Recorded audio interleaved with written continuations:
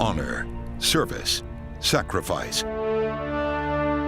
Millions have worn the uniform, defending the freedom of countless more. Many paid a high cost in the battlefield. Others brought their injuries home, a heavy burden to bear. All have the respect of a grateful nation and a place of honor in our community and in our hearts. Tonight, Action News Jax Family Focus presents A Salute to Service. Hello, I'm John Bachman. Action News Jax is always looking at the issues our local veterans face. We're sharing their stories of service and survival. And I'm Tanika Hughes. From medical care and mental health to criminal justice, rejoining society comes with a long list of challenges. We're here at the Veterans Memorial Wall for a good reason. It's a tribute to more than 1,500 American war heroes from our area.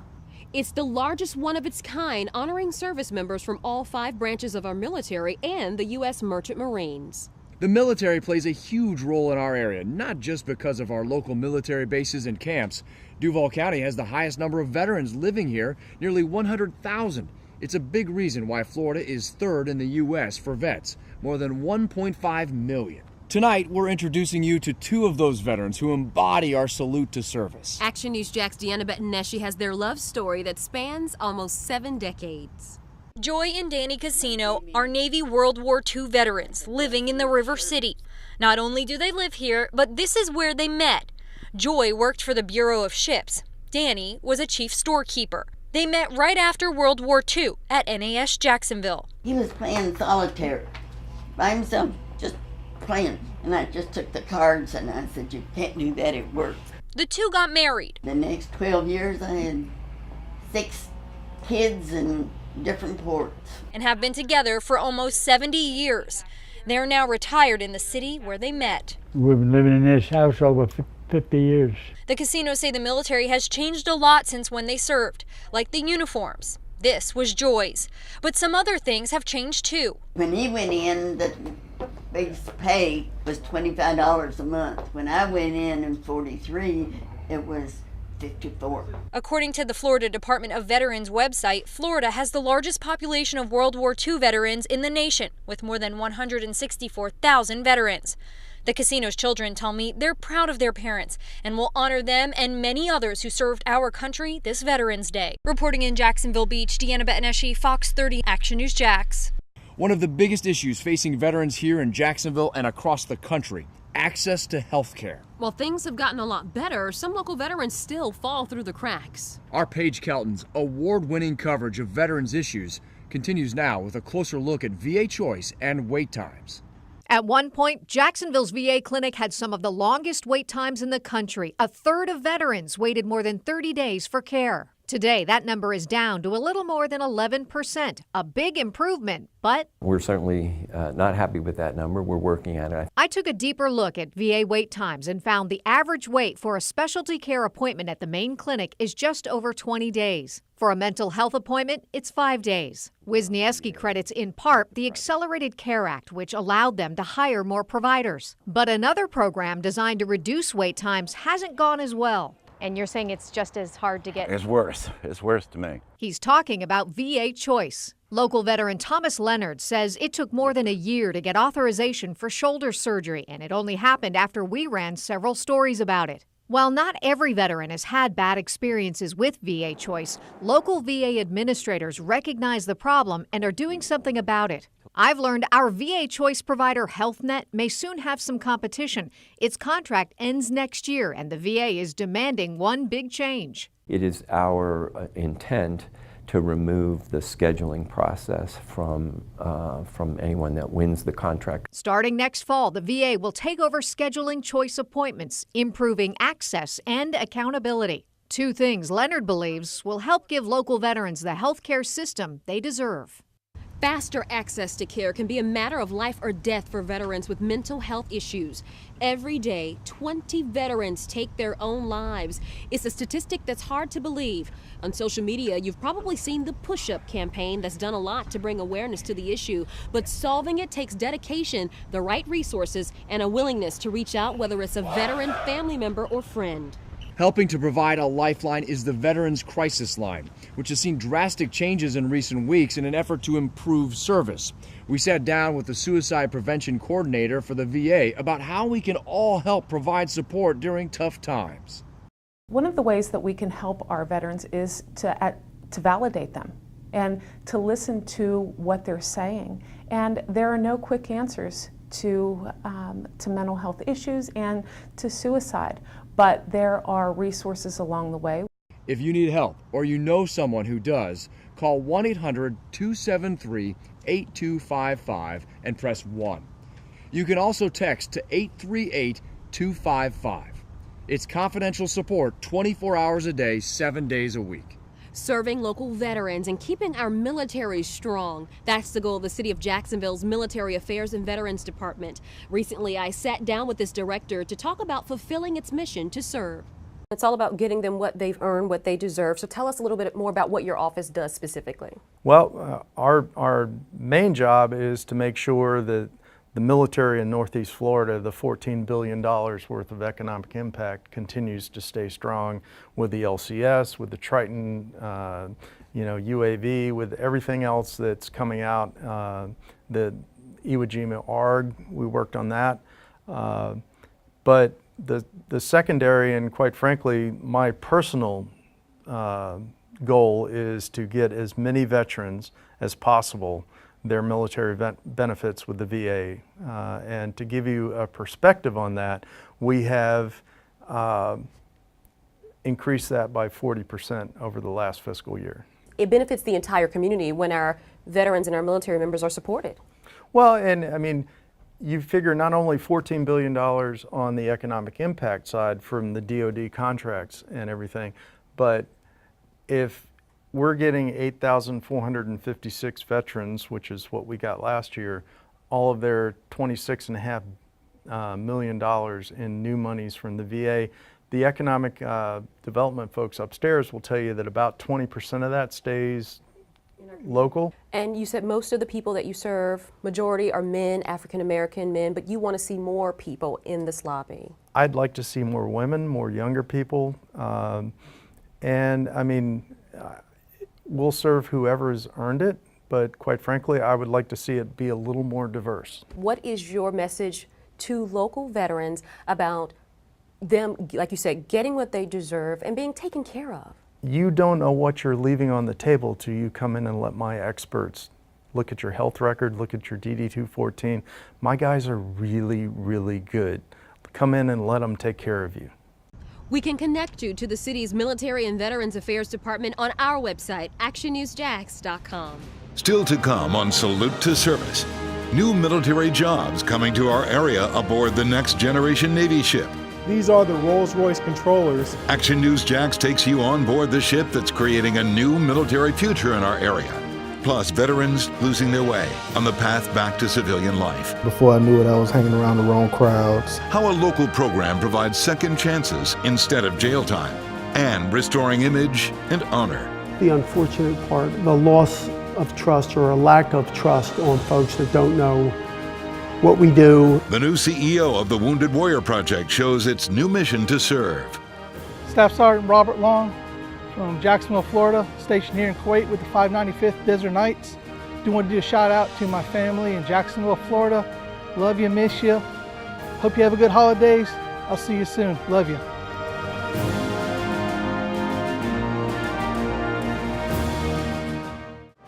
Welcome back to Action News Jax Family Focus presents A Salute to Service. Hello, my name is Private First Class Eric Aran, stationed at Camp Jama, Japan. I would love to get a special holiday message to my father and grandfather in Jacksonville, Florida. Merry Christmas and Happy Holidays. The future of the U.S. Navy in Jacksonville is tied closely with the Littoral Combat Ship Program. Over the next several years, 12 of the new ships will be stationed at Naval Station Mayport. But this billion-dollar program faces questions in Congress after problems were discovered in several of the ships. Engage autopilot. Set course 074. We want 15 knots. This is the future of Navy ship training. Loose jets engaged. It's virtual training, a realistic video game.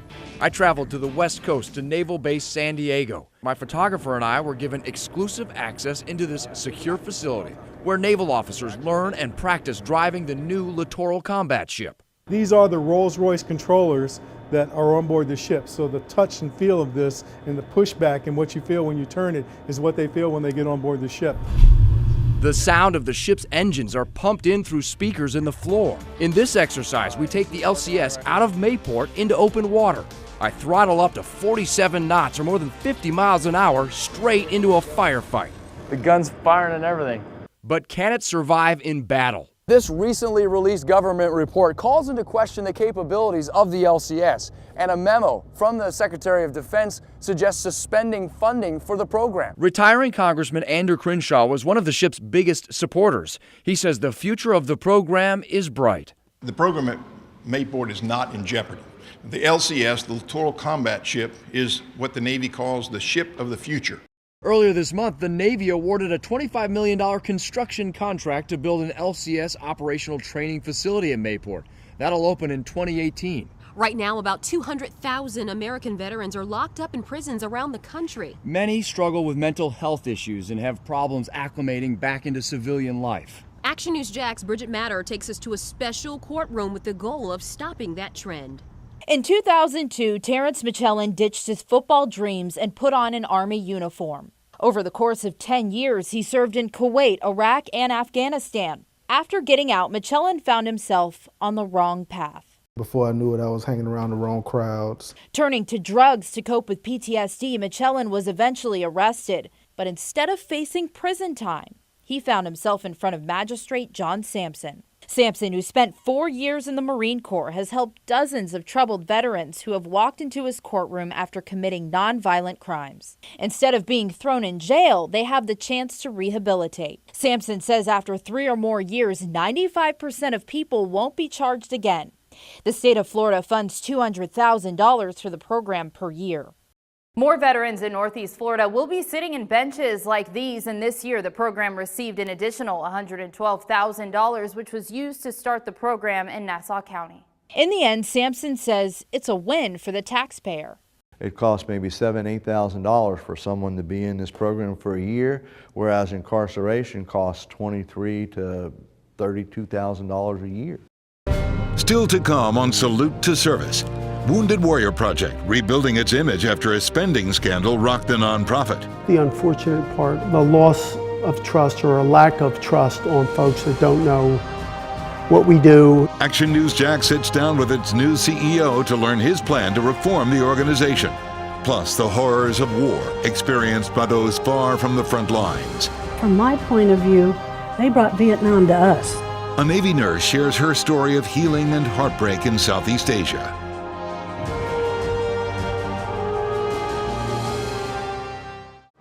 Welcome back to Action News Jack's Family Focus presents A Salute to Service.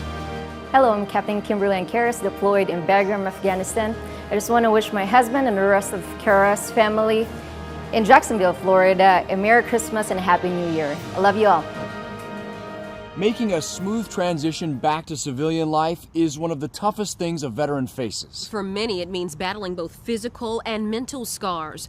One group dedicated to helping vets succeed is K9 The Warriors. It pairs veterans with trained service dogs to help them with day-to-day activities. The animals are instrumental in taking on PTSD.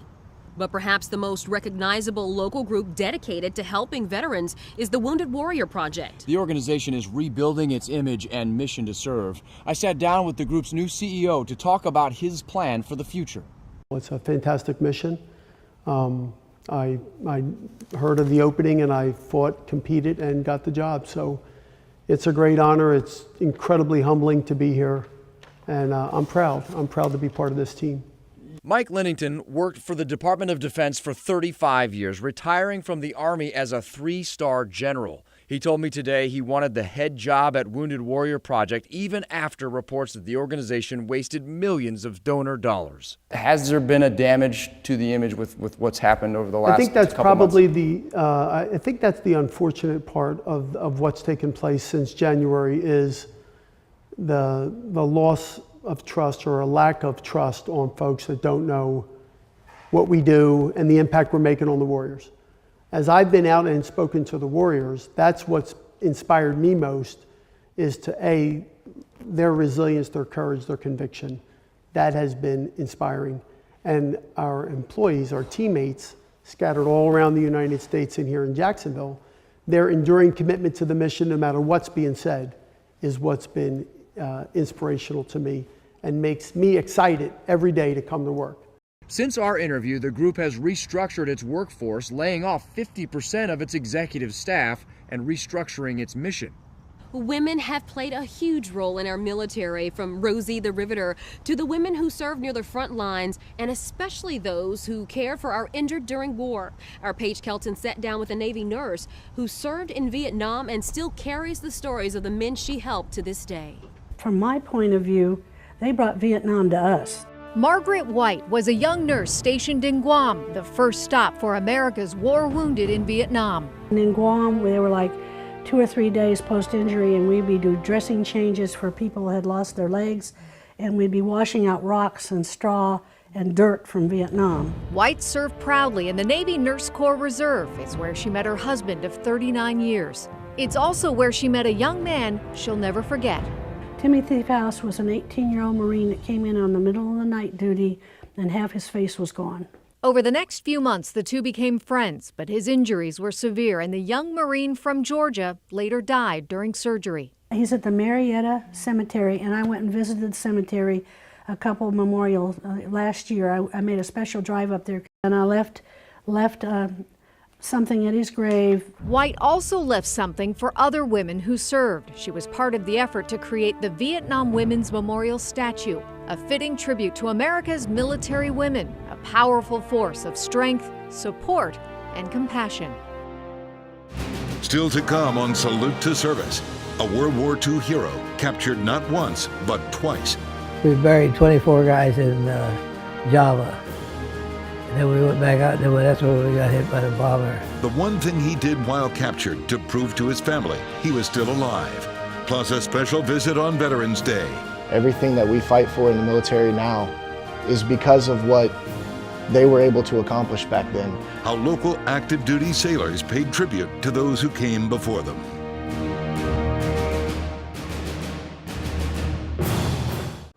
Welcome back to Action News Jax Family Focus presents A Salute to Service. Hi, this is Specialist Tatiana Sakara. I'm stationed here in Baumholder, Germany. I want to wish my family in Jacksonville, Florida a Merry Christmas. I love and miss y'all. There are several days each year when local pride for our armed forces bubbles over. You can see the love for our service members on Veterans Day. Thousands turned out to watch and march in the parade in downtown Jacksonville. More than 100 groups helped create a patriotic spectacle with floats, marching bands, and other special performances. Also that day, young sailors from Naval Station Mayport, NAS Jax, and the U.S. Coast Guard Sector Jacksonville honored more than 20 veterans at the Haven Hospice in Mandarin. In a ceremony, the veterans were given a pin and certificate of appreciation. Some even served in World War II. We spoke with a Navy sailor and a retired veteran who served in Europe in the late 1940s after World War II ended. Men and women like Mr. Seitz here who served before us, they made the military what it is for us today.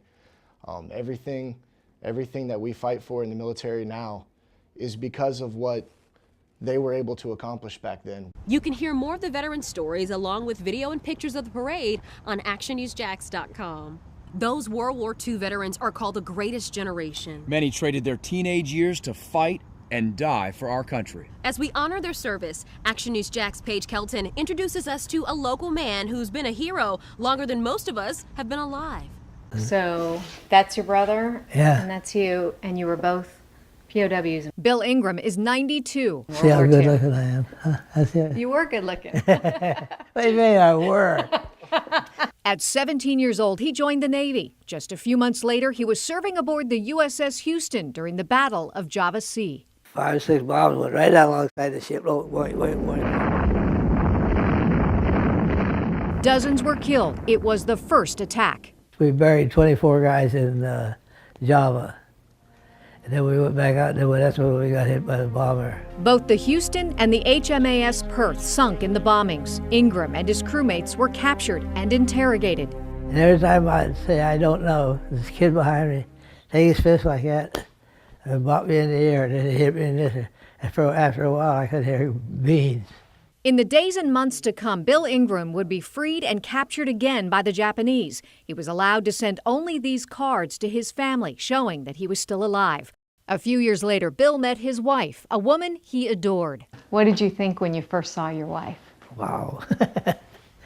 They met in North Africa. Yvette was a translator. They were married in a French ceremony. My wife said, just say we. I said, we.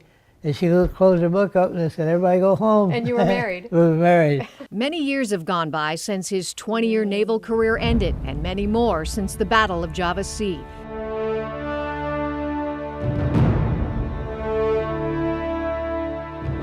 Ingram is like so many other veterans of his generation, uniquely proud of his service, of his country. That's me, and that's my brother. And of his story, reminding us of a freedom that was earned, not given.